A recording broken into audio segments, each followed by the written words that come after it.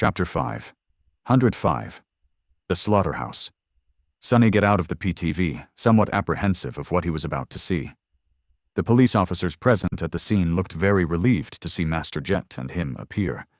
Their tense faces cleared, and the darkness hiding in their eyes seemed to dissipate a little. This was not at all how these types of situations were usually portrayed in popular media.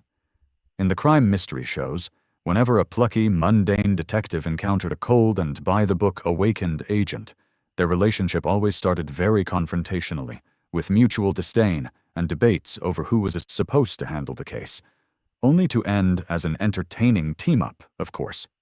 Once again, reality turned out to be very different from how storytellers liked to portray it. There was no conflict over jurisdiction or negativity expressed by the police officers.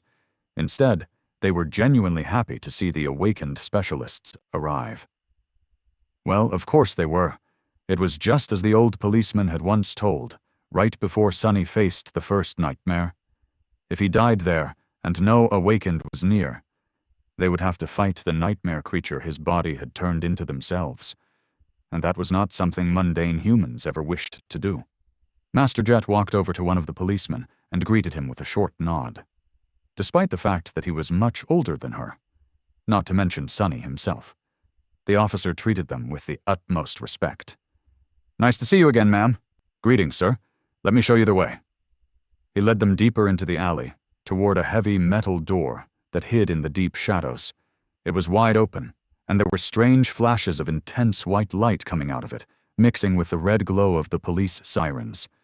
The whole situation seemed a little surreal to Sonny, as though he was in the midst of a strange dream. I mean, where else would I be addressed as sir by a police officer? Life sure is funny sometimes. Slightly amused by this thought, he turned to Master Jet and asked, "What is this place?" She hesitated for a few moments, then said in an unexpectedly dark tone, "It's a club of sorts, called the Slaughterhouse, one of the few such establishments in the city." Sonny stared at the door, which had no sign or any indication that there was a club on the other side of it. Was this a marketing ploy to create a feeling of mystique and exclusivity, or were there things going on inside that needed to be hidden? "A peculiar name for a nightclub." Master Jet smiled with a corner of her mouth. "It is meant for a very specific clientele. The ground floor is your usual dance club, but beneath it, there is a VIP area with an underground arena. There is nothing illegal going on there, just things that are in poor taste." She paused, and then added somberly, "They send echoes, usually dormant beasts, to fight against mundane fighters there.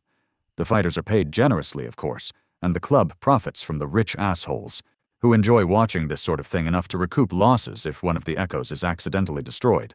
Everyone wins, I guess." Sonny frowned. He knew that wealthy people were big fans of wasteful forms of entertainment, and that there were arenas where precious echoes were made to fight each other just for the spectacle of it. Hiring mundane humans to battle them, though, wasn't it a bit too much? Did I suddenly become a child after the awakening? Of course, nothing was ever too much. Sonny knew all about how Vice worked, from his childhood in the outskirts. His current surprise was just because he lacked knowledge of what forms it took among the more affluent layers of society. "So what happened in that slaughterhouse?" Master Jet shrugged. "That's what we have to find out.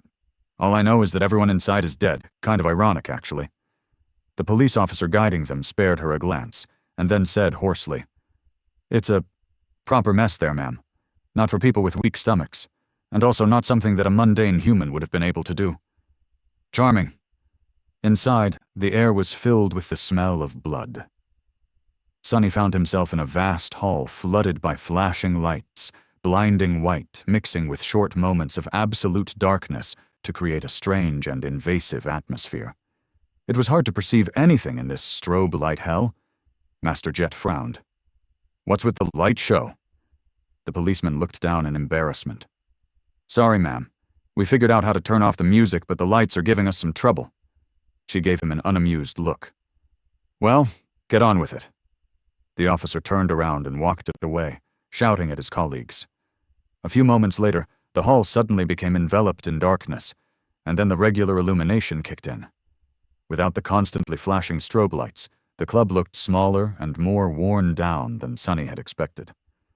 He did not pay too much attention to the design of the interior, the raised stage, or the bar with hundreds of expensive-looking bottles standing on the shelves behind it. With a gloomy expression on his face, Sonny was looking at the bodies.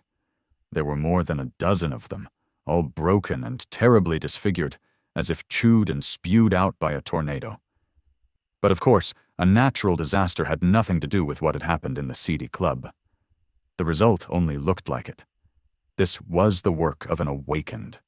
Suddenly, he remembered Master Jet's question, seeing it in a new light. When an awakened loses control, what do you think happens? The answer was right in front of him. Terribly battered human bodies were lying on the floor, drowning in pools of blood. Indeed, this was not a sight for those who had weak stomachs. But for better or worse, Sonny had seen enough horrors to not be moved too much by such a scene. It left a deep impression even on him, though. Sonny didn't have to look too closely to realize what had transpired. The position of the bodies, the nature of their wounds. The murderer had not used some powerful memory or let an echo loose on these people. No, it was much simpler. They just did it with their hands. Back during the gate battle, Sonny had thrown a heavy vehicle at the advancing horde of nightmare creatures, carving a bloody path in their ranks. That was the strength of an awakened. Even if he had been augmented by a shadow, his own strength was still vastly superior to that of a mundane human. A frenzied awakened could tear through a dozen humans in a matter of seconds, and none of them would be able to do anything to stop it. In front of a spell carrier, mundane humans were like paper dolls. It only took a little effort to destroy them. That bastard. Sonny remembered how he had doubted whether or not he wanted to play the role of an executioner on the way to the crime scene. Rain could have been one of the victims. He could have been one too, before becoming an awakened. As he was looking at the broken bodies, all his doubts disappeared.